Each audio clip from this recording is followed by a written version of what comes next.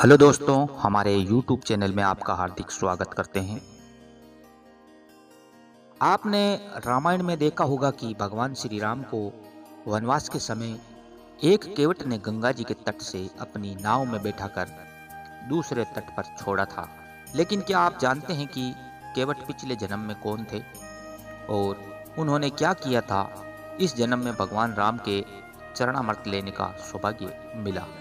आइए जानते हैं इस वीडियो में रामायण के केवट की कथा।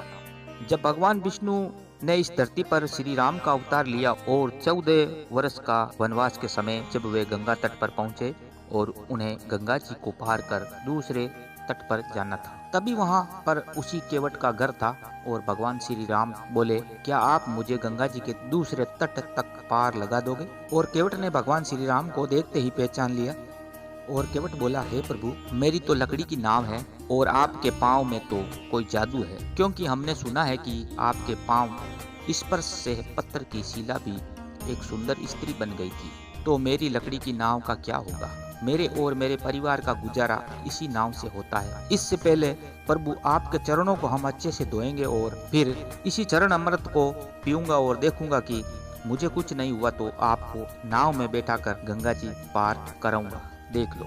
भगवान राम भी मन ही मन मुस्काए और भगवान भी समझ गए और भगवान ने आज्ञा दे दी और केवट ने अच्छे से प्रभु के चरणों को धोया और उनका चरणामृत लेकर बोला, प्रभु अब ठीक है, अब आपको गंगा पार करा दूंगा। और भगवान और केवट मन ही मन मुस्कुरा रहे थे, क्योंकि श्री विष्णु जी का आशीर्वाद था कि अगले जन्म में तुम्हें मेरी सेवा करने का सौभाग्य प्राप्त होगा। और जब श्री राम, सीता और लक्ष्मण जी को गंगा जी पार कराने के बाद केवट को माता सीता जी ने अपनी एक अंगूठी दी, लेकिन केवट ने भगवान श्री राम को ये कहकर मना कर दिया, हे प्रभु, मैंने ये गंगा तट पार करवा दिया है, वैसे ही प्रभु आप भी जब मैं वहाँ आऊँ आप मुझे भी भवसागर पार करवा देना।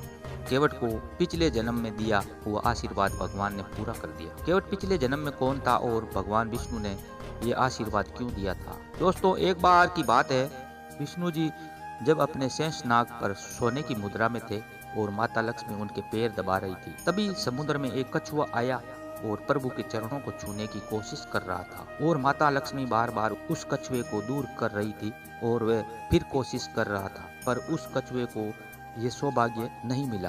तभी कछुए ने सोचा कि भगवान का मुख देख कर ही अपना उद्धार कर लूं, लेकिन शेषनाग ने भी अपनी फुंकार से उसे दूर कर दिया। बहुत कोशिशों के बाद भी उस कछुए को श्री हरि के दर्शन नहीं हुए और उस कछुए ने प्रेम से मन ही मन प्रभु श्री हरि का ध्यान कर भगवान से प्रार्थना की, हे प्रभु, क्या आपकी सेवा करने का जिम्मा इन दोनों को ही है? क्या मुझे आपकी सेवा करने का सौभाग्य नहीं मिलेगा? तभी भगवान विष्णु जी मन ही मन मुस्कुरा कर बोले कि तुम्हें भी ये सौभाग्य जरूर मिलेगा। जब तुम अगला जन्म लोगे तो मैं खुद चलकर तुम्हारे पास आऊंगा, तब तुम जितनी चाहो उतनी सेवा कर लेना और तुम्हें ये दोनों भी नहीं रोक पाएंगे। ये आशीर्वाद दिया। ये थी दोस्तों भगवान राम और केवट की कथा।